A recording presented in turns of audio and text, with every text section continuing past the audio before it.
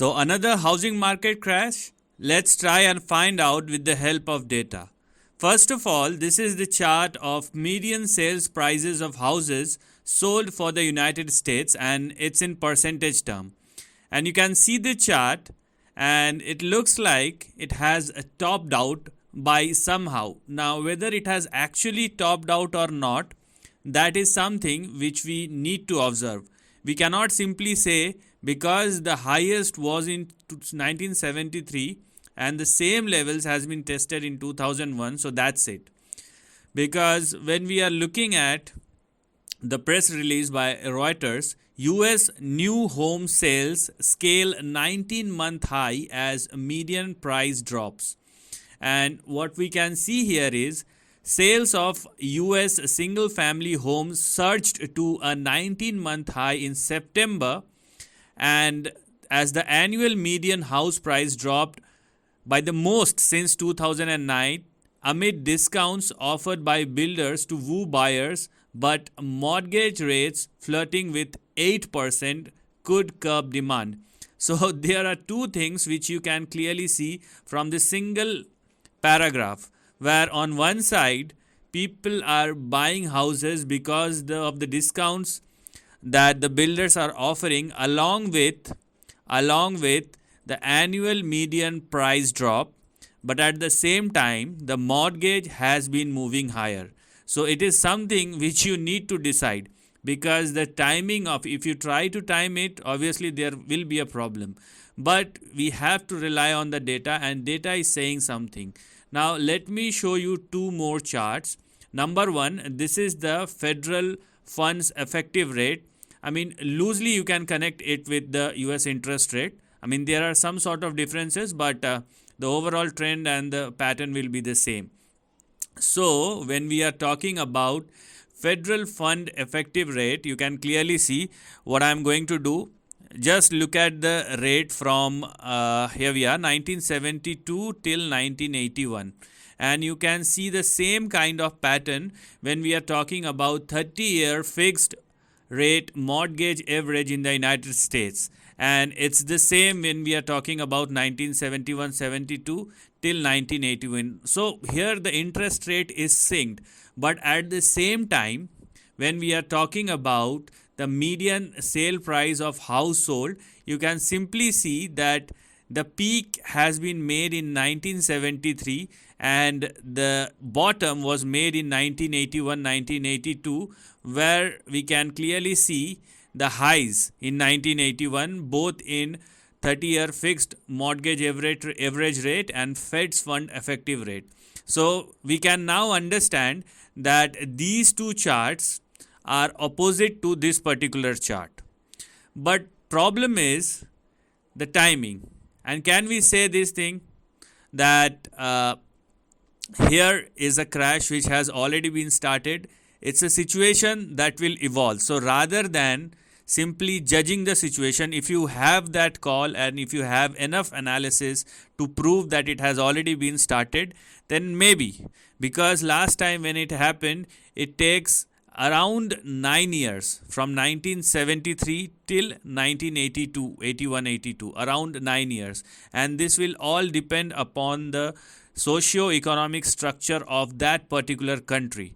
Okay, obviously it will have a global ramifications when we are going to talk about the global stock market and all those things, but because US is the mother market and it will have a domino impact. Okay, things are interlinked with each other, but obviously the majority of the effect will be taken by the US economy. Here, let me zoom in this chart, and you will see that what has changed. So from 1990, or here we are. So if I do look at the chart, now you can see the current rate is as high as the rate, or very equal to the rate 20 plus years back, and there is a complete shift in terms of policies. The policies and the kind of liquidity what we have in year 2000 and 2003 is way differ from the current economic or liquidity situation or the current fiscal and monetary policies we have right now. And talking about 7.8% in the current environment where the inflation is not coming down, the central bank is saying that they are going to be a data dependent one.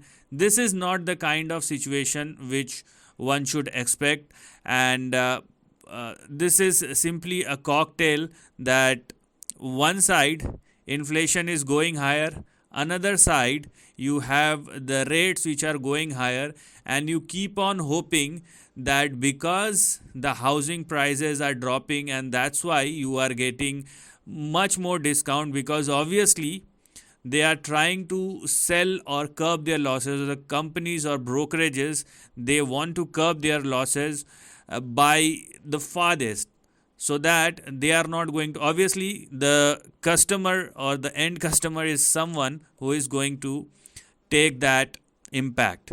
But from a business point of view, they want to take as less losses as they can. Now there is another index which I want to talk, and this is PHLX housing index, and this is the weekly chart, or you can take the monthly chart. Here one thing is very clear. This is like a double bottom pattern. This is simply a double bottom pattern, and one thing is very clear when we are talking about prices, and I think we don't have much data. It has started, the data we have was as long as 20 years back, so it is a very new index compared to other US market indices. So here you can clearly see the highs of 2021, then 2021 twice, and then it retested in 2022. But at the end, what we can see, so there is a high that this PHLX housing index has made at 550. And now if this is a crisis, or not, if you want to know, then there is a very simple thing to do. Just focus on this index and make sure that if PHLX housing index is not going above 550 or more, then what we have on the downside is very, very interesting. So if this really is a crash, then obviously PLHX housing index will move somewhere in between 300 and probably 380 on the downside. So this is something which we gonna see, and that's what we'll probably tell you, because let me tell you one thing, the equity market will discount the future. So if there is anything bad in the future which is uncertain, equity market will try to discount it as fast as it can. So if this is a correction, then it has already been started, but as I told you, we require some sort of substance, and the only thing which you need to make sure for a PHLX housing is if the price is not going or and sustaining above 550 or more, what we have in terms of a downside is a swing somewhere in between. So this is the range. This is a very simple thing to do, and you will see this rates, whether you are talking about the sale house prices, the median sale house prices, or you are talking about the interest rate, it will take time. But when we are talking about equity market or equity indices, it will try to discount as fast as it can. So probably what is about to happen in the next 5 years as far as housing prices or interest rates are concerned, probably the equity market will discount it in the next 1.5 years. So there is a big difference. It will all depend upon the market situation or how much the market thinks that it is discounted price or this is enough. That is something which is decided by the market.